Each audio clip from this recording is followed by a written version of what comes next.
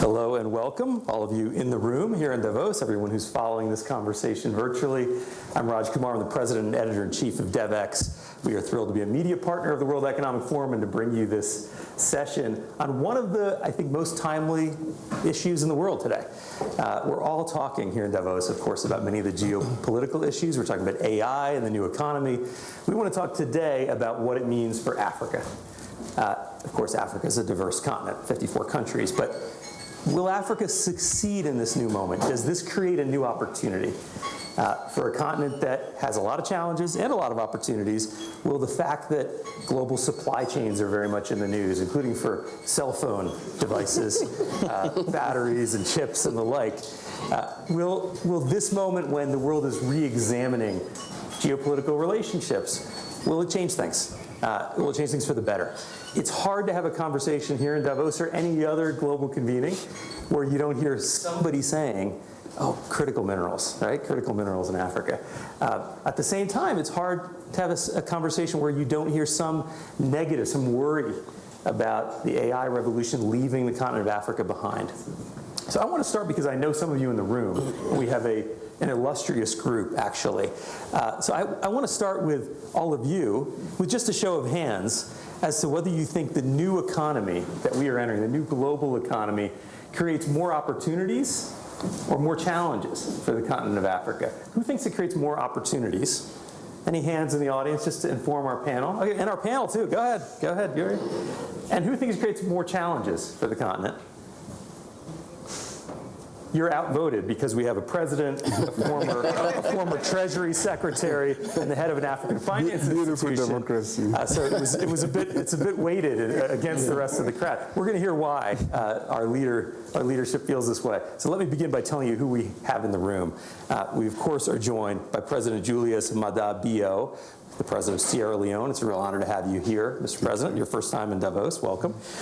We also have with us Johann Strydom, who's the Chief Executive Officer of Old Mutual, which is a major insurance company based in South Africa, but working across the continent of Africa and in China as well. We have with us as well Wamkele Mene, who is the Secretary General of the African Continental Free Trade Agreement Secretariat, another major theme when you think of the new economy in Africa. What the work you're doing is a key element of that. And of course, Glennerster is with us, who is the president of the Center for Global Development, one of the leading think tanks in the world on these very issues, and herself a former chief economist at FCDO and DFID, back when there was a DFID. In fact, one of the reasons this conversation is so interesting is there is no DFID, there is no USAID. Right? We're in a very different moment. So, Mr. President, let me start with you. You said there's more challenges in this moment. Why is that? What does the picture look like for you as the head of state, the head of government in a country grappling with these very trends I described? With everything that is happening, I think you can only earn the benefit if you are prepared for it before it comes. The necessary infrastructure and also the readiness of the people in terms of the fit-for-purpose education to benefit from what is happening in the world. With serious problems with energy supply, connectivity, and other issues, the continent is not exactly prepared. And so in the end, we will be at the receiving end of what is happening. Should it come now? It is here already, I must say. It will take us time to have the wherewithal to put in the necessary infrastructure, the digital public goods to be able, the energy required that is not only affordable but also reliable, and to educate our people, the most important asset for every revolution. Call this a revolution. Yep. The people must be ready for it. And so we have our youth full of energy, creativity, but we must invest in their education so that they will know how to translate all of this into useful purpose for the continent. I mean, on the one hand, the AI revolution, it's going to give every student who has access to AI almost a personal teacher, right? It can revolutionize education. On the other hand, as you say, you need some basic infrastructure. You need access to electricity, you need access to the internet, you need enough personal income and wealth to be able to pay for and access these kinds of tools. And if you don't get to those basic levels, it's a challenge. You're in the business of investing across the African continent, 11 markets. When you raised your hand for more opportunity, and I guess you must see that because you're investing. Like, what are you investing in that gives you that sense that Africa can actually succeed in this new moment? I think I cheated because I actually raised for both because I think there are challenges. I think I broke the system. It's usually economists that say on the one hand, on the other. Yeah? So I think there are opportunities and challenges. I think from the lens from an Old Mutual and our work, and when we are across 11 markets, what we do is go into a market and channel kind of domestic savings into domestic investment. I mean, that's kind of the simplest way to put it. So we're kind of intermediaries. Yeah, people are paying you insurance premiums, and you've got all those assets to go invest. Insurance, asset management, retail banking in certain places. So institutions like us create the kind of the financial ecosystem to be able to drive domestic investment. So without that, it's very hard to drive domestic investment. So I think the opportunity that there is in our lifetime to kind of see a leapfrogging of financial inclusion and financial participation in places that I think, absent digital technology, would have been very hard to envisage. So whilst it's by no means an easy pathway. If you look at the trends around mobile adoption, you look at payment adoption, so you look at the rate at which, we have a payments platform that we've pioneered in Zimbabwe, which is one of our oldest markets, that has gone to 2 million users in a matter of 18 months, even though there is an existing banking system in place. It's drawing informal people onto the platform. We're looking to move that into some other markets. But the point is that if you can include people, if you can get data on people, then you can do risk underwriting, you can do credit underwriting. I do think if you look at it from a big picture point of view, there is a world in which we have far more Africans, far more of the African youth actually participating in a way that you can channel savings into investment, and you can start to create places that are not viable necessarily for financial institutions to operate in can become viable far quicker than I think in previous generations. Yeah, I can see why you had two hands up, because on the one hand, if you have reliable internet, reliable electricity, you have that young, energetic, entrepreneurial population ready to adopt all these new tools, but you do need some of the infrastructure the president talked about to get there. Wamkele, you're trying to build kind of a piece of the infrastructure, the regulatory infrastructure, if you will. We're just, 10 months after Liberation Day. Tariffs are now top-tier issue, discussed all over the world. Countries are trying to respond to that. We saw the EU just sign a deal with Mercosur, developing their own new trade ties, and Africa's responding too, right? This is a long story about African countries not trading well together. And in fact, I remember some of my first trips to West Africa being told, hey, if you want to travel from one country to the other, you got to go through Paris. And I said, that's crazy. And I tried to show everyone they were wrong, and boy, they were right. It was not easy to get around, and trade barriers are one of those parts of the story. So you've got real momentum now to change that. Yeah. Tell us about the trade story, and is it an unlock to the concerns the president has raised? Oh, thank you very much. First, let me just say I don't disagree with the president, as a disclaimer. You're allowed to do that here in Davos, okay? We have over 60 years of a fragmented market. We have 42 currencies. We have a degree of industrial development that is underdeveloped to the extent that we as a continent, all 55 of us, contribute only 3%, less than 3% to global trade. The cost of infrastructure is high. AFDB estimates it to be about $150 billion annually. The cost of transport and logistics continues to be high. Movement of persons is difficult outside of ECOWAS and outside of the East African community. So we've got a number of these barriers. However, in the wisdom of our heads of states, they said this is not sustainable. We are a continent of 1.4 billion people. with a combined GDP of 3.4 trillion United States dollars. That is consumer spending and business spending. But if we don't accelerate integration of the market, we shall forever be a continent of potential, and we will never realize that potential. So we now have a free trade area. 50 countries have ratified it, which of course is a legal commitment, but it also signals political will amongst the 50 countries that we must accelerate reduction, elimination of intra-Africa barriers to trade, intra-Africa barriers to investment. Intra-Africa investment is at only 4% because of this fragmentation and these divisions that have existed for a long time. We now have completed all of the negotiations that the heads of states directed the ministers of trade to undertake to create this single market. So we are rapidly transitioning from negotiations to implementation. And at the heart of that will be exactly the points that have been made: the cost of infrastructure, transport and logistics, and the cost of money, particularly for young people, the cost of trade finance, which continues to be very, very high. And so I think that whilst we are in an unprecedented assault on the multilateral trading system and global trade, I don't think anybody ever envisaged that we would be in this situation. I do believe that this is a very compelling moment for the continent of Africa to say, okay, AGOA is gone, markets have dried up, supply chains are disrupted, let's build our own domestic market. It may take some time, maybe 10 years or so, but we don't have an alternative. We have to build a domestic market so that young Africans, by the turn of the century, the youngest working force in the world will be in Africa.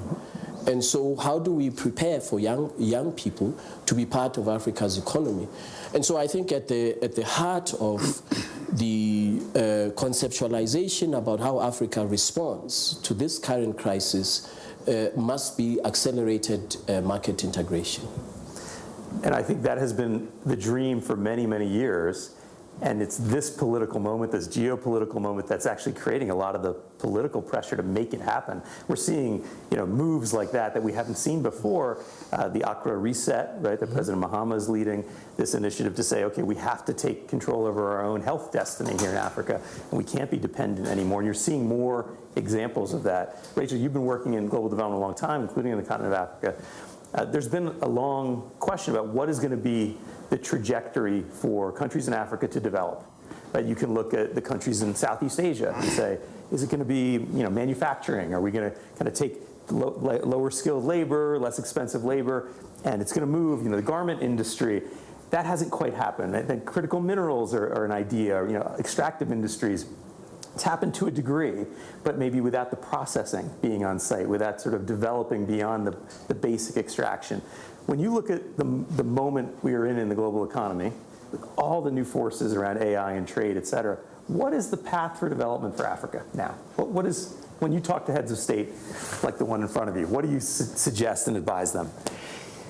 So minerals will continue to be an important revenue source for Africa. I mean, I've toured many of the mines in Sierra Leone, and they provide a lot of revenue to the government, so it's very important. But they don't employ many people. And so I don't think it's the long-term future of an inclusive growth path. It's very useful to get the money to fund the education and the human development elsewhere, but it's not the long-term development path. You need something that is much more inclusive as a growth strategy. Now, I'm an economist. I don't believe that I can pick the sectors, with absolute certainty. But I have seen a number of countries do extremely well from agriculture. And that obviously, what is Africa abundant in is abundant in land. And so you see countries like Cote d'Ivoire with really, high quality agriculture and processing and, exports. And I see that as one path that many countries may take. Now, that needs quite a lot of coordination. And when people talk about manufacturing as a growth sector in the past, what's special about manufacturing? It's the fact that you get benefits from agglomeration. In other words, bringing people together and having a big enough market. And you see that in agricultural processing and in agriculture as well. So I'm more hopeful than many people about agriculture. But I do think the key thing is both the human capital, which President Bio talked about, because the reason I'm optimistic is the demography of Africa, the young people that you talked about. But you're right that only, a third of the East Asian miracle came just because they had a lot of young people, right? And now Africa is going to be the continent with a lot of young people.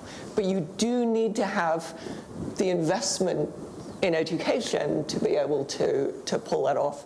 And you need the trade barriers to be lower so that you've got big enough markets for people to come in and exploit those gains. It's interesting that Jurie, when you're thinking about investment, that's the first place you went to is the young population and the opportunity that creates. But there are some overhangs too. If you're a young person in Africa, you're inheriting a debt situation that may be pretty difficult to deal with. Right? We're talking about tariffs. They're really only the latest shock.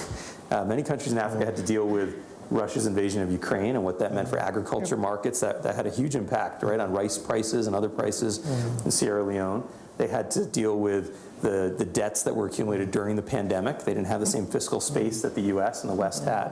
So I guess, Mr. President, as you think about a really challenging role that you have to balance the old problems that are still with you, debt, the agricultural prices, youth unemployment and educational challenges with the new opportunities, an AI revolution, payment platforms, and the ability for investors like Jurie to come and invest in markets in a way they wouldn't have in the past. How are you balancing that transition today?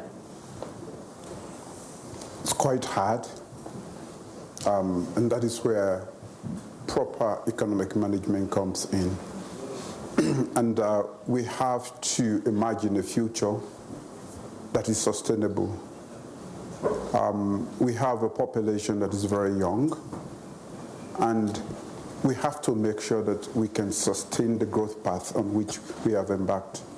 And that means that we have to invest increasingly in developing that population.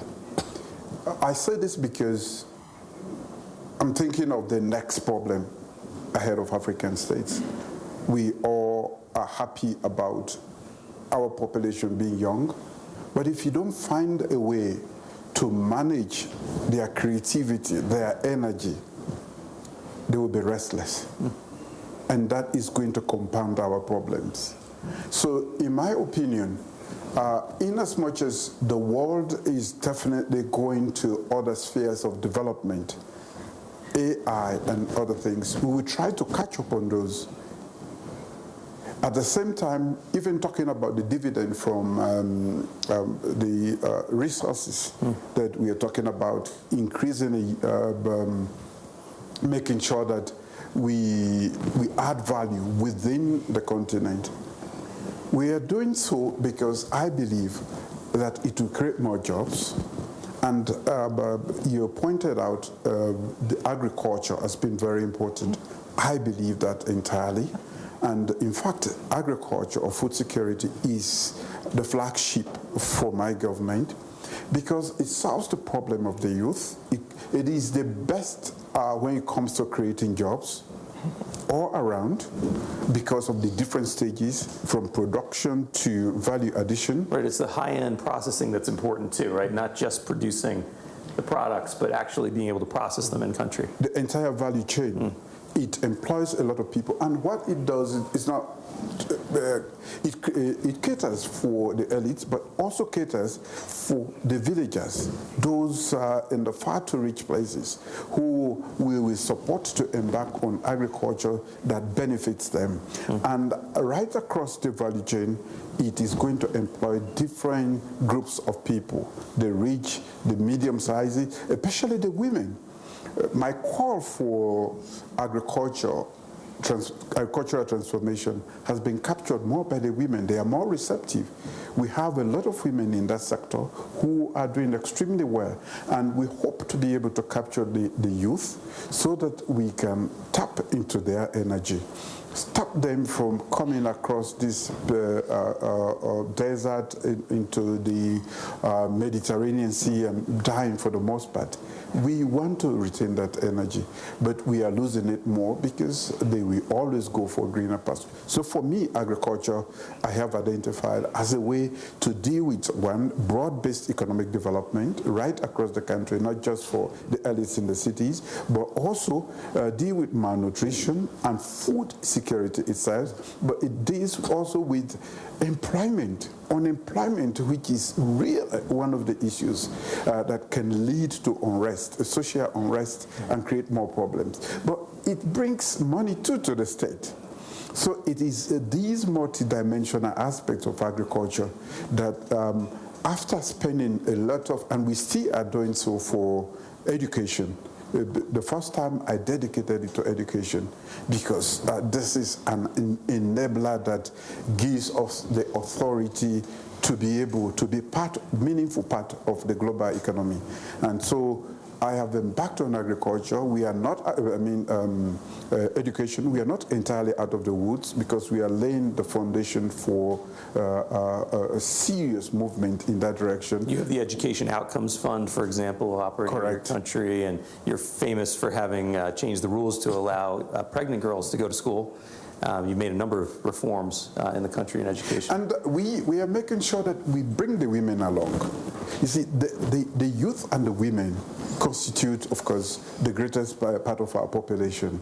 And because of the multiplier effect of women in communities, when you bring them along, there is room for more movement, more upward movement or social mobility for a lot more people than just we the men. I mean, I have nothing against we the men, but I think we make more more progress when you take the women and really empower them.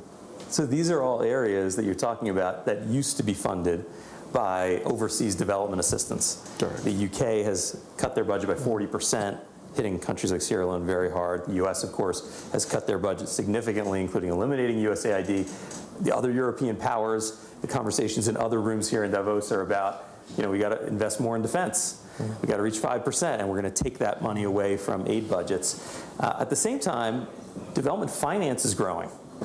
So we have the World Bank, we have the African Development Bank. I see Sumayla's here from the African Finance Corporation. We have a growing set of development finance institutions, the DFC in the US, that you would think are set up to address the very challenges the president started off with around energy, around other forms of infrastructure. Rachel, what is it that's needed? These institutions are not new. They're moving, they're changing, but what is needed to capture the moment at the kind of time scale that's required right now on the continent of Africa?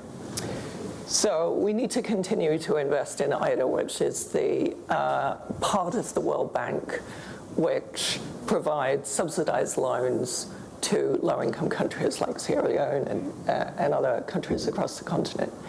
And that has a very high return because, you put in, as a donor, if you put in $1, the bank is able to make very subsidized loans for at least 3 times as much as the $1 that's put in. So it's a very high return thing. And with it comes a lot of technical assistance and advice on prioritization. And when that works well, it works extremely well. So I think, the World Bank provides a lot of great advice on education and how to prioritize your spending on infrastructure. I think I have one one area where I disagree a little bit with the priorities of the bank, which is on infrastructure, on energy. So there's a big push to expand access to electricity across the continent to all the households. And I understand politically why that's a very attractive thing to do, but it's extremely expensive in low density countries, which a lot of Africa has a low density of population. So you have to bring those wires a very long way. Or you do microgrids, which some countries are doing. But the real economic gain from investing in electricity is to provide reliable electricity to firms. And that's where you're going to get the growth, because there's a lot of evidence that providing more reliable electricity increases output of firms and it attracts investment in firms. So I really would like the focus on infrastructure, particularly on energy infrastructure, to be getting reliable electricity to firms, because they think because if you're poor and you get electricity, the evidence suggests that you don't benefit much because you can't afford to buy the appliances that make electricity useful. I mean, yes, you can charge a phone, but you can do that anyway. You can do that with relatively simple solar technology. So, yeah, so you're referring to the M300 initiative World Bank, yes. African Development Bank are engaged in to electrify 300 million households. I guess I wonder, just bringing it to you, Jurie, the same issue here. You must be coming up against the development finance institutions. They provide perhaps a certain level of safety. They can provide guarantees for investors to go into new markets as you're exploring new markets. What are you seeing when it comes to development finance? So our private markets business, which is significantly invested in infrastructure, which is a $15 billion business, we actually have DFIs as our clients, so we actually partner with them and assist. And so there's, you put an investor group together in a fund, and at the same time you look for projects to invest in. So I think there's a lot of activity. I think the question is, and this is an internal conversation we've had, is surely there's more opportunity on the continent. We are quite heavily concentrated in South Africa. What is it going to take for us to be able to take advantage of the opportunities? And I think that there's some soft issues around simply relationships and understanding what's there, building connections and so on. I would raise, and it was a comment I wanted to talk about kind of fungibility of capital as an issue. It's quite difficult for for listed businesses like ourselves to be deploying capital in activities where the certainty of being able to kind of get capital out. It's always much easier to move capital in than to move capital out. Where you have that cloud hanging, it's very hard to take a long-term view and make investment. And I think this is because of taxation that would not allow you to take money. No, I think there's balance of payments challenges in a number of the economies. Currency, liquidity. Absolutely, and I mean, you talked about the debt. The debt creates partly weighs on the balance of payments because there's a servicing of foreign debt. So that's an issue that I don't think we can get away from. It's got to be solved, and I think it is more of an impediment to sort of institutional investors across the continent than perhaps we realize. I wanted to just get back to something that Wamkele said, which is that I think that the financial integration piece of what we're busy with, I think could result in quicker gains because it's, you're not relying on building of ports and roads, but financial integration, the ability to be able to much more easily move capital from one place to another, the integration of public markets, the harmonization of regulation. I mean, those are the sort of things that I think if you enable institutional investors like ourselves to sort of really view the continent as a continent, with the very least a region as a region, and not see 55 individual markets, I think you unlock something. It's very hard if you're mobilizing capital to be thinking of the continent in 55 markets. Wamkele, why don't you pick up on that? Because when we think about trade, of course, the natural inclination to think of goods. But what about specifically financial integration, regulations, being able to move capital around the continent more easily? Is that part of your remit? Are you focused on that? In part it is. The AfCFTA does not regulate the movement of capital. Obviously, it has an impact on intra-Africa trade. In the Protocol on Trade and Services, there is an obligation which the 50 governments that have ratified the agreement, there's an obligation by governments to enable free movement of capital. But the complication is that you require the central bank authorization from the regulator. Some will tell you about capital exchange controls. Others will talk about macroeconomic instability, and others will talk about the need to have liquidity in the country. So it will require a further discussion with central banks so that we can be of the same understanding about enabling the movement of capital across the continent from jurisdiction to jurisdiction, which, as much as the trade agreement may aspire that you allow movement of capital, to deploy capital, to invest in a manufacturing plant, or you take it out, there is still a domestic regulation by the regulator. I would say also that there's about maybe $800 billion worth of illiquid capital in Africa, sitting with pension funds, sovereign wealth funds, and so on. And so the point you make about the loss of USAID and others, again, that should compel us to work with the private sector and to say, well, how do we unlock this $800 billion in illiquid assets? And the development finance institutions, the MDBs, have some of the tools, right? Guarantees, political risk guarantees, and others. Yes, absolutely. Between Afreximbank, AFDB, Samaila, they have a lot of money. They have the capability to finance Africa's industrial development, crowding in private capital and providing risk mitigation to private capital.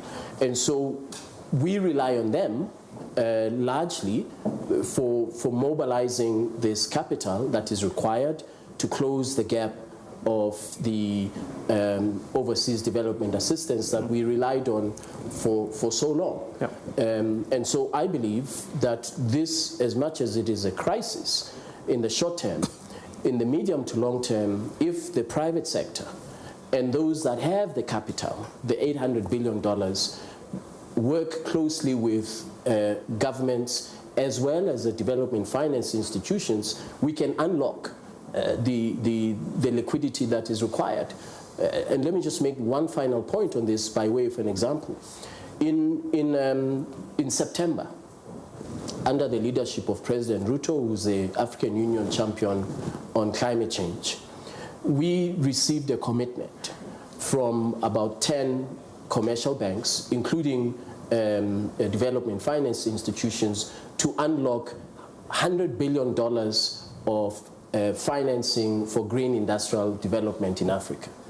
And they are able to do that from their own balance sheet, collectively, combined, of course. So this is an example that actually the continent of Africa can do it. Maybe the scalability, can be debated, but we have the capability to mobilize the capital that is already there. Domestically, yeah. Absolutely, yeah. Absolutely. Well, we've been using your name in vain a lot, Samaila, so maybe I'm gonna see if you want to share a comment. And I will say we only have a few minutes left, but we'll take one or two comments from the floor if we can. And we have a microphone, I think, that can be brought around to you. I think, maybe, perhaps. So I see a hand there. There's another one behind you. Two behind. And a couple behind us. Okay, let's see if we can get a mic. Well, let's start with this gentleman over here. And we have just a few minutes. I'll ask everybody to keep it very brief, and we'll try to get a couple comments. So, good evening, and pleasure to be here. I think it was on. We heard you. I think the key thing for me is, we're not looking at Africa in the right way. Yes, there are challenges, but there are also significant opportunities. And I think what we should focus on is what has happened in spite of the challenges. So today in Africa, the world's largest petroleum refinery has been built. The largest fertilizer plant has been built. The largest digital free zone area is being built. We have several large infrastructure projects being developed and being financed. And to your point, we have significant domestic capital sources available on the continent. What we should focus on, I raise my hand that there's a challenge. The biggest challenge is our mindset. And I think it's more the mindset of the leaders. The leaders have to embrace the moment. The moment now is one of execution, not talking.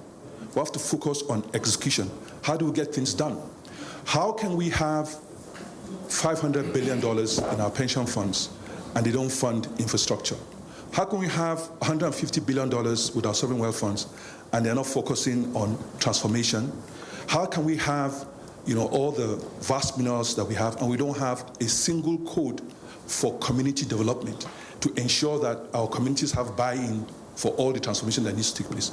So really, it's for us to take a step back and think of what we want to achieve in 20 years, 15 years, 10 years, 5 years. And focus on what is the path now to 5 years, 15, bearing in mind the target of 20 years. So again, for me, it's really, we need a conversation of President Bio and his colleagues. I mean, last few months with Wamkele and Mene, we were in Rwanda. We had a conversation around the African Renaissance retreat. And we said there was a need for a conversation with the heads of governments. The heads of governments need to take the agenda for development more seriously. Yeah, I mean, a lot of this is happening within now. them. It's starting to happen now. I mean, the crisis is creating some of that movement. But I appreciate... We need more things done. Yeah. So, for example, if we simply just change regulation for pension funds, say you can invest 5% in infrastructure private equity, 15% in infrastructure bonds, 5% in private equity venture capital, you will see change. Yeah. Then we will now think about, okay, how can we do the financial intermediation? How can we do the risk innovation to ensure that capital flows?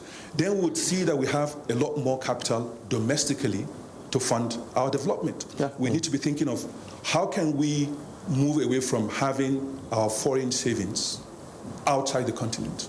Why should our savings be outside the continent? How can we get the world comfortable with our domestic institutions as repositories of savings? How can we mobilize a lot more savings amongst our people? Those are the things that we should be looking at. Yeah, it's a very important point. We're going to take the mic and see. We had a comment here. I know there's a number of hands. I think we're only going to get one more because I want our panel to have a chance to respond. I'll ask you to also keep it very brief if you can, please. Yeah, thank you very much. And just tell us who you are as well. My name is Rolake Akinkubefileni. I'm with Arise News, but I also run a financial advisory business. So my question is really around, the topic says, how can Africa prosper in the new economy? But one of the features of this new global economy is that economic issues are used as political levers, right? So we see an intricate link between geopolitics and trade as we're witnessing. And I think from a continental-wide integration point of view, one of the missing links is a single African voice that represents Africa at the global table. So whilst we're moving towards integration from a trade perspective, our trade diplomacy vis-a-vis the rest of the world also needs to be watertight. And I feel like, unlike 10 years ago when we had a strong level of Pan-African diplomacy, that fragmentation still exists at the political level. Now, I'm not advocating for political union, but I do think we need the key political champions on the continent to knock heads together. And the final thing I would say is critical minerals. There's a new front that's opening in terms of critical minerals. And we've had a first phase of mineral exploitation on the continent that didn't go well for our people. Now, here's another chance, because the world is talking about critical minerals. How are governments going to position Africa for not just extraction, but full value creation in this new global dispensation? Thank you. Great points. Thank you very much for that. I might just start with you, Jurie, because your job, you're the private sector equivalent in some ways to Somalia, right? You hold some of the assets, the very assets he's talking about, that he thinks could be better invested domestically in Africa. What do you think about his comments, and do you see these barriers to your ability to invest in African infrastructure yourself? I mean, I think I was nodding vigorously. I think I'm very aligned with the fact that I think that mobilizing domestic investment across the continent is vital to getting in foreign capital, because if the capital which is closest to the risk is not investing, then the capital that's further away typically doesn't get crowded in. So I do think it's a really important lever. I mean, there are barriers that we've spoken about, but I do think that we are making significant progress in the last number of years on pulling the right levers. So we have to deliver, we have to execute, and I think that the moment that we're in, I think it is right that it is clear that we need to do it for ourselves. I do think that that's clear. And so, we should seize that moment. That's something as this crisis, if you want to call it that, has really clarified, I think, for a lot of countries. They have to take care of their own situation. Even here in the EU, thinking about, in Europe, thinking about how do we speak with one voice. Wamkele, this idea of not political integration, but political voice, presumably the African Union would be the place for this, to have a very clear perspective from the continent. Are you seeing that, or what is the barrier to that? And let's pick up particularly around critical minerals, because that is the rush moment. There does seem to be a lot of interest globally in Africa's resources there. Is there a continental-wide view on we're going to do it differently this time when it comes to extraction? Well, the African Union has a critical minerals strategy for the continent. But, of course, unfortunately, we continue to see governments negotiating unilaterally. So I do believe that there is a need for us to be more different regions of the continent have different critical minerals endowment, which require different perspectives in negotiating investment for processing of those critical minerals. Because by nature of the minerals themselves. But there should be basic guidelines or principles as we negotiate with third parties on the critical minerals. And I concede that we are not there yet. There's a strategy document, but the implementation is not AU implementation. I hope that this is the moment when that will happen. I think that Madame raised another very interesting point, and that is when we are negotiating trade agreements with third parties, the African Union is not a supranational organization. We're not the European Union. We don't have a Lisbon Treaty type of a provision that enables us to negotiate, let's say, with a third party as a bloc. Clearly, the circumstances, I believe, require that we think about that. Because if you take, for example, the expiry of AGOA and the fact that now individual countries in Africa are being pulled to Washington to negotiate individually, that is not in Africa's interest. We have to negotiate as a collective, but we don't have the legal authority to do so as it stands. And so that's something that would have to be looked into. Thank you. And Rachel, just very briefly, we only have a minute, and I want to hear from the President. It seems like you heard a little bit of a prescription from Africans about what they want to see. Domestic resource mobilization, which is a big buzzword in the development community today. Do you feel like you're in these conversations at the multilateral level? Do the multilateral institutions get that yet? And are they changing their own mindsets in the same way Samaila talked about African leaders changing their mindsets? I mean, for things like domestic resource mobilization, I mean, I think that has always been a big priority for the international community and particularly the international financial institutions. I mean, I've heard people say that, the big international institutions are moving very slowly to accept kind of the new world order because they haven't been hit so badly, so they haven't adjusted as much. But I think they will have to. But I mean, I think they've always had a sense, they've always tried to work closely with their partners on the ground. So I think it's really important, though, that you get the political will in Africa to both do the domestic resource mobilization. And I commend President Bio for some of the work on property taxes, which I think is a real model for the rest of the continent. But none of this investment, this private investment, is going to come when you've still got these really fragmented markets. So the trade and the investment are not two separate issues. They're all linked up. They're all linked up. President Bio, I want to end with you. Somaila talked about mindset as the biggest challenge. You're in these rooms with your counterparts, fellow heads of state and government across Africa. Do you see the mindset shifting among your counterparts in other countries? I think he was right to say so. We, as leaders, need to change as quickly as the world itself is changing. And we are still stuck in history in terms of mindset. And the environment is changing so fast that a lot of us have missed the point. In terms of capital, it's going to be difficult to mobilize capital at this juncture from outside because they are shy of our investment climate, the codes, how they can repatriate profit. But at the same time, what is interesting is that they are never shy to come for our resources. Even with wars, they can come for the resources. But there are a lot of other conditions, that keep them away. Again, we do not have a collective bargaining power as a continent, which has been pointed out. Lately, I've seen the AFC, Afro-Exim Bank, and the others becoming really aggressive to support African ventures. I think I will encourage them along that path. We at the political helm need to change how we think about the world and how important a regional market is for us. Yeah. We're talking about 1.4 billion people.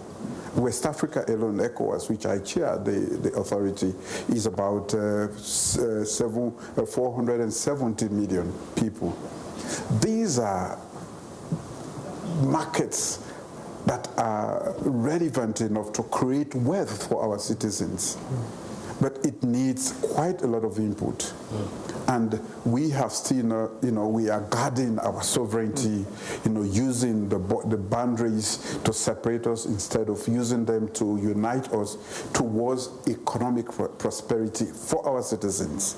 So, as you were saying, I'm working on an ECOWAS, or West African Economic Summit, not the political one, wherein we will bring in all the private sector in the sub-region, put them down and talk to them. And so we now identify practical steps to break these borders so that they can actually do business and they can force us. I want them to force us, political leaders, to break these boundaries so that they can move services, money, business, and everything people can move. So that is coming, and I would like to get the buy-in of AFC and all the others to really come to this table, because it's not going to be politics. They are going to lead, we are going to be listening, and we want prescription that can go into action, not a rhetoric that is going to be kept in communiques that never get to the ground.